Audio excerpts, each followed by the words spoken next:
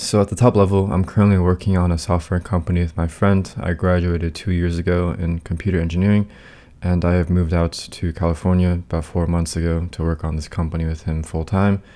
So I have to have a system that makes me productive consistently and performing at a high level. I'm also taking the Japanese language proficiency exam in July of 2025, which sounds like a far ways away.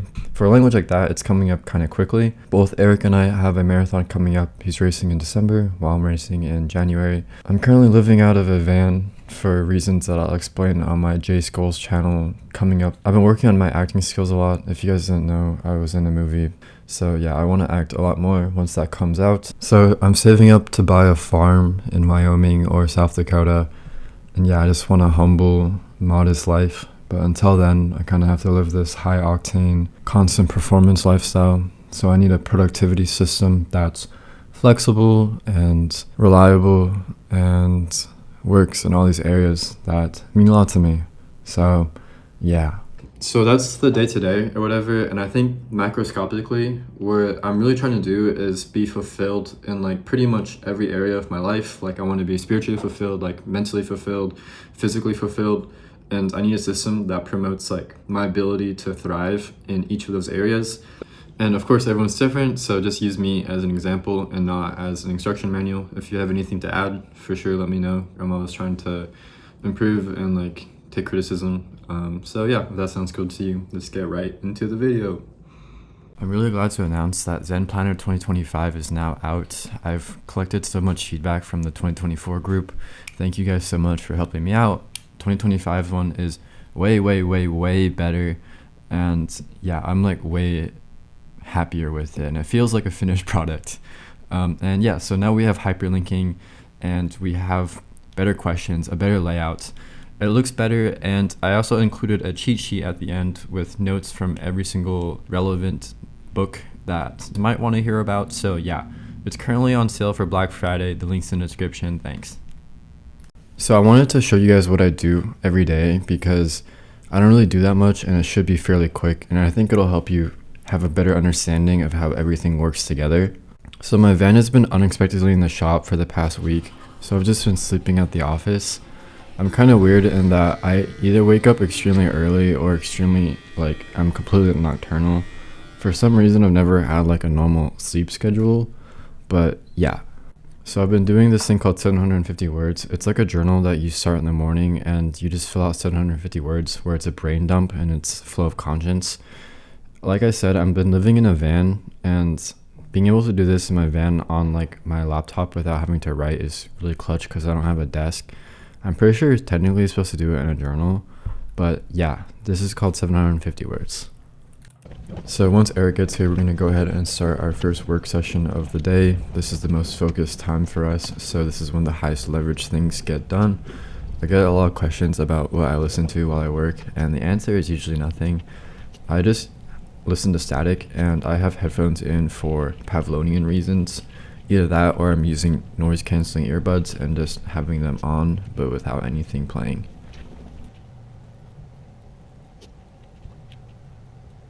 So we both have marathons coming up, like I said, and after work we go ahead and go train for that. We just are following a schedule from Runner's World, and yeah, things have been going really well for that actually. I don't really listen to music or anything while I run. I used to like 2 years ago, but nowadays I haven't listened to anything, and it makes it go by way faster actually, like once you get used to that, and I feel like it's really good in order to listen to your breath, so yeah. So afterwards, we usually just come back and chill for a little bit. It's usually draining, like working a lot and running really hard. So yeah, it's like not complete work throughout the day. So right now for my Japanese, I already learned 3,000 kanji. So I'm just working on building my vocabulary and my grammar. And how I'm doing that is just through sentence mining plus Anki. So I'll sneak in dinner during this time, and then it's just time for bed. And before I bed, I always read. But yeah, that's literally like all I do most of the days. So this is how I've come to think about it. Pretty much I have 100 soldiers that I can delegate to different things. And personally, I can probably only fight 3 battles realistically. So I have These ones are all like hunkered in and they've dug trenches. So I'm just on maintenance mode for this stuff. And these are the most important things that I'm working on right now. This one will be done on January. And once this one is done, I can focus on other stuff. Like I'll probably be doing lifting. So this will switch out with this and I'll be on maintenance mode for running, and I'll probably do more like jump roping and stuff like that until I get my lifting goals again, because it's just too much to do everything right now. Most of my energy is going to my startup, of course, Doko, and that will probably take a good amount more time while we're growing it right now. This is like the most important stage of the company. And then I do have this Japanese. This is not as important as this. This is more for my personal fulfillment. And I've been studying it for enough time where I just want to get it done with so I can move on and use this 10%, which for me, this is a lot, like on other stuff as well. So yeah, that's kind of like how I've thought about it. I think eventually that once this is done, I'll end up doing this. And once this is done, I'll end up doing this. And then, yeah, I think that this, like, it's just a baseline habit for me. So I don't know if it really counts as one of the 100 soldiers, but it is, I do have a reading goal every year. So yeah. So with all this, I just use Google Calendar. It's nothing fancy. I just see when I have to do stuff, and then I personally prefer it because I can use it on pretty much every platform, and yeah, it just works. So how I prefer to do this is to have a virtual to-do list, and then I have a physical do list. So the virtual to-do list is stuff that I'll decide that I have to do or whatever, like this, right? And then I'll add that to the do list for that day. So in the morning, I just approach the to-do list, and then I figure out what I have to do for that day, and then I add it to the do list. I prefer this hybrid approach because humans tend to do stuff that'll make them feel good. So I think having a do list that makes you feel as good as possible when you cross something off physically is quite important. And then having a virtual one is really useful because you can just use it anywhere. So yeah, this is kind of my current implementation, and it's been very good for me.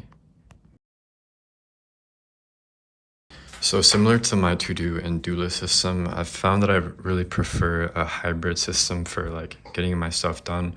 So that's like a nice combination of analog and digital. So what's important for me is having a system that's like really low friction and is easily indexable and searchable.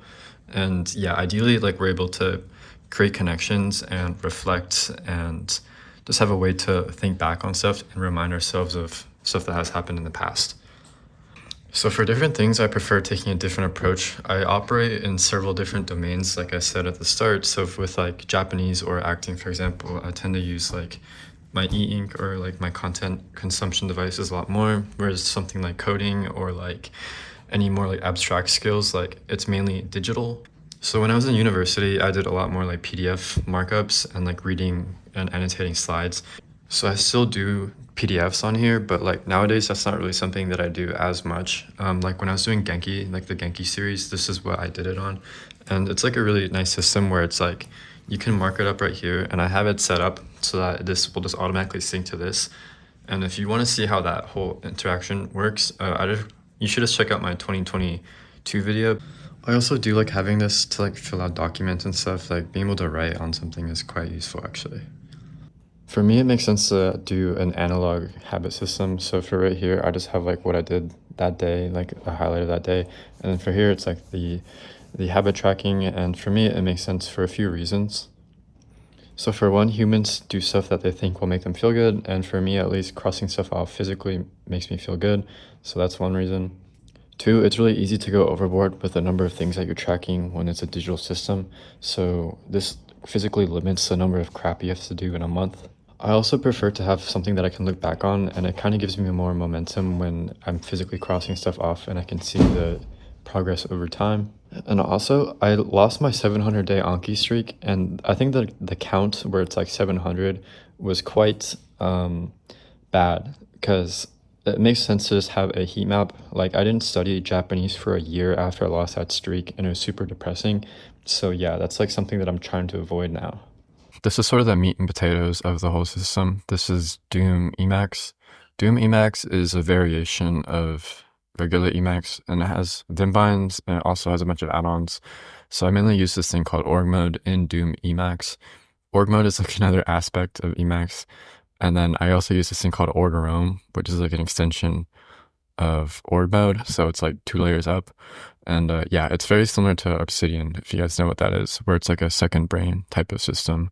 So if we go ahead and just load up, like, for example, this is a book that I'm taking notes on. This is like the main hub, right? So this is like kind of like an index. And then I can like go ahead and click on any one of these nodes, and they're all linked together. And actually you can visually see like this in a table, or like visually. So these are my notes from a while back actually, but like, for example, if you like click on this, for example, right, you can kind of see how everything is connected. So like, for example, these two are connected. And yeah, so this is a really powerful system because not only can you move around, which is super useful, you can also kind of see how everything visually connects. And yeah, this is all free. It's not like the most straightforward thing to set up, but once you do set it up, or you just use Obsidian, it's been an extremely rewarding experience note-taking wise. So how you create a node is this like this. So say that I'm in like the main one, and then I can go ahead and split it actually. And then in order to find one, or in order to create one, I just go to the find, and then it's like create the node.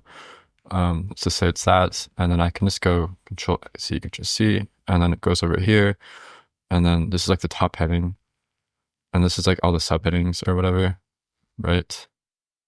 And then I rate it over here, and then I just have to add it over here. So say that I want to add it, just go inserts, and then, you know, right, and then this reloads, and then meow. Cool. So the great thing about the system is that everything is just connected via Git. So like I can even find the notes on my phone, because most stuff nowadays has the ability to use Git. So yeah, like it's my preferred system. I like it more than Notion because I have like complete control over the files. And yeah, it's like they recently pulled Notion support out of like a country, and like that's not going to happen to me. So I get a lot of questions about my Mac. This is my work computer. We're currently building an app, and of course to build an iOS app you have to use Mac OS. So that's why I'm using a MacBook. If you're wondering, I have all my dot files linked in the description down below. So if you want like the wallpaper or the icons or anything, you got them all in here for free. Looking at your panels. So I guess just going in order, we'll start off with Firefox. I'll have to shout out Eric for showing me this thing called Sideberry. That's like the main upgrade for my Firefox. It basically puts all the tabs into the side, so it's no longer a cluttered mess. And I have categorized them. So these are my coding related tab locations, and here are my personal tabs and my Japanese tabs. And it's very easy to jump back and forth. And yeah, such a sick setup. And this is a custom theme that I put. So pretty much everything I do, like 90% of the crap I do nowadays is all in Vim. I'm one of those annoying Vim guys. So there's like Vim, and then there's NeoVim. And NeoVim is like the cool version of Vim with a bunch of add-ons. So like for example, what I did right there, that's NeoVim, one of my NeoVim add-ons. And I have all these add-ons right here, guys. If you want them all set up, I've done that for you.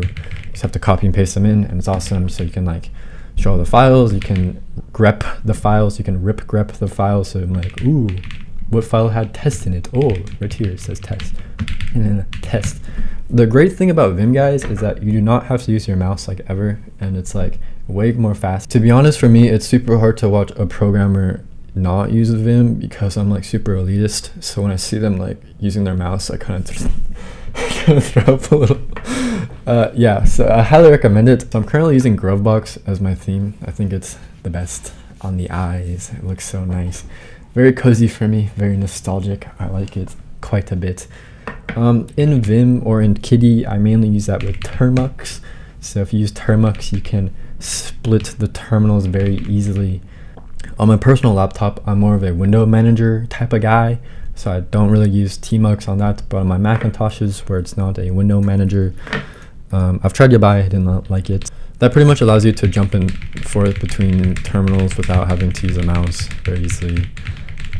Yeah, Tmux plus MVim is so sick, you guys. It is hard to go back. I have an LSP set up right now, so it's like if I want to call a function or something, it's like that's a variable. Use app right. That is a function, and it'll tell you like the stuff, and they'll give you the warnings and whatnot. It's awesome. Discord, I have my own private server with like a bunch of random crap, just like inspo. Like if I find something cool, it's like wow, so cool, and I post it right here. Like wow. Here's my super secret YouTube channel. Do not click on that. And yeah, like recipes. Wow. Best thumbnails. These are like my favorite thumbnails. I feel like I don't know. Probably a better piece of software for this, for like collecting random info, but it's like cross-platform, which is super important to me. So this thing is called hidden bar. Lets you hide stuff. Yeah, it's really useful because I don't want any of this crap up here. Bam. Awesome. So I think this is kind of my current understanding of how this stuff interacts. Mental health and physical health, they are interlinked, of course, and what you eat or whatever affects your mental, and your mental affects your physical. So if you're like in a bad headspace, you're physically going to feel tired, and if you physically eat like crap, your mental is going to be like crap. I think overall, this is good, but they serve this thing called spirituality, and to me, spirituality is like what everything points towards. So this is like the sun, right? This is the garden. Whatever. All right, one of them is the soil, one of this is the tree. This is all working towards this. This is what gives it meaning and orientation. This is why this stuff exists in the first place.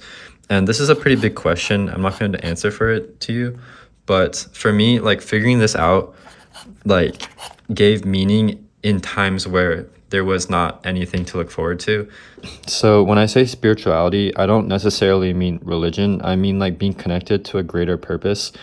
And when you do so, I think it makes it way, way easier to derive meaning from suffering, which is like the most important thing I would say in like existing, is like being able to figure out how you respond to that. And if you're able to like make that a positive thing for you, like that's like what will enable like you to persevere through everything you're trying to do, pretty much. I got this like leather cover thing from this Turkish company. I'm not over the moon with it. Like, I don't know if you can see the buttons, but this one is definitely not in alignment with this one, and it's really upsetting for me. I don't know how you can charge like $100 for a piece of leather and mess that up. So I'm currently using a Midori like notebook. I really like the paper in this thing, actually. It's quite nice. Don't look at that.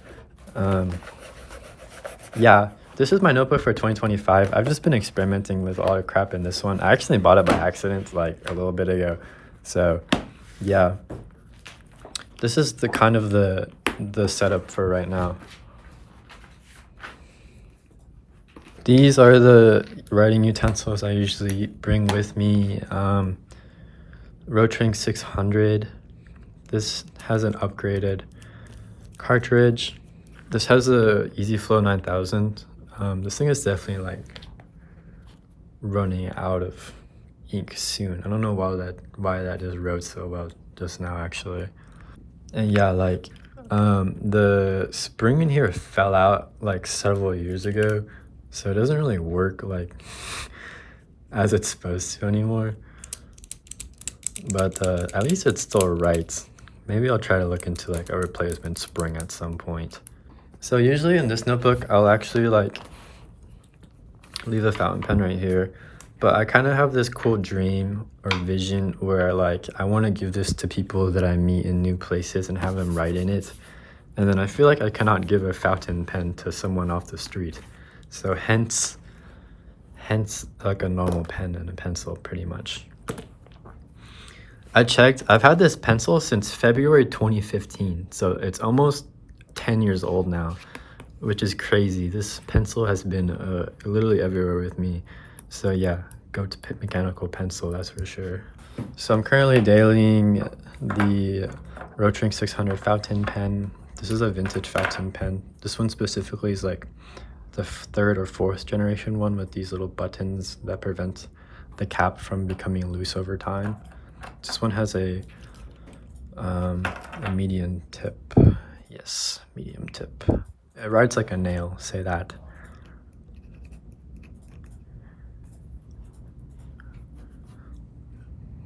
Here's an IJ Instruments number 9. It's a really great mechanical pencil. It's basically a remake of the Pentel P205, and I have a 05 millimeter one. Yeah, this is stainless steel, and with the knurling, this also has like a nice cheap tip. So if I ever bend it, it's like a $2 replacement versus on like a Rotring 600 where it's like this whole ordeal. It's got these journals as like scratched notebooks. This is a Hobonichi graph one, and this is a Muji one. I've been meaning to talk about this watch on my channel for a while now. It's a Garmin Instinct 2S. I'm pretty into watches. Like, I had a G-Shock when I was a kid, and I would say this meets my needs pretty well. It kind of reminds me of my old Pebble. It came out in 2022 actually, but it's supposed to have a version 3 coming up pretty soon here. The mainly bad things about it is that it's using a single band GPS. Like, if you have Asian notifications, you have to have the Asian model or else it won't show up. But then if you hit the Asian model, it gets updates slower. The band is kind of coming apart right here. Other than that though, I mean, it's a pretty good watch, and I like how it's not super colorful. And I always have it connected to my phone on Do Not Disturb mode. And then basically, I really like the Garmin app. Well, I don't really like it, but it's really useful. So I like being able to check my like statistics, and I feel like the easier you make stuff to track, the more likely you are to care about it. So everything is done automatically. I usually track my VO2 max, and then I also personally like how there's like this health stat that tells you like your fitness age. So yeah, and then I also have like a widget on my home screen that tells me so it's really easy just to go back and forth like so. The widget is called Peak. It's a little buggy sometimes, but it's all right. And then I've been running with these Nova Blast 5s. They're like, once I broke them in, they were good, but it took a little while to break them in. But yeah, they're okay now. I'm not super blown away by them or anything, but yeah, you know. I use it in conjunction with this Wise Smart Scale. This one has definitely worked better than every other smart scale that I've had. Like, the app is actually quite good, and it automatically connects to Apple Health, so it just automatically will show up in the widget that is right here. So yeah, that's kind of like my running setup, I guess. I remember something extremely important. This watch does not have a badminton tracking mode, so I have to use the pickleball tracking mode. How is it possible that an international company like Garmin does not have a renowned sport such as badminton? Hello? Furthermore, Garmin, I'm not really fully convinced that the way that you track strength training on this is the way that it should be done. As in, it's not very good. So like I said, I am pretty into watches. I brought these along with me, but I pretty much always use this one for like literally 90% of the days. This is like my vintage one from the USSR, like the Soviet Union. I think it's from Belarus. It took me like 2.5 months to get it. I'm a really big fan of like date moon or moon phase watches. And yeah, I think it's rather classy. I like wearing it with like blue button-up shirts. This one's a quartz watch because I don't know if I want like a 50 or 60-year-old automatic watch. This is my Omega Speedmaster automatic. I got it to celebrate turning 21 and also hitting 400k subs and also running my first marathon. It's like considered, for me, it's kind of like a family heirloom. I'm normally not into like super expensive stuff like this, but like I said, I've always been into watches, and this is like the watch that got me into watches, like for real. So yeah, I figured if I can like go on like dates and stuff with like my future wife while wearing this watch, then at least it'll be there for like all the good moments and I can pass it on.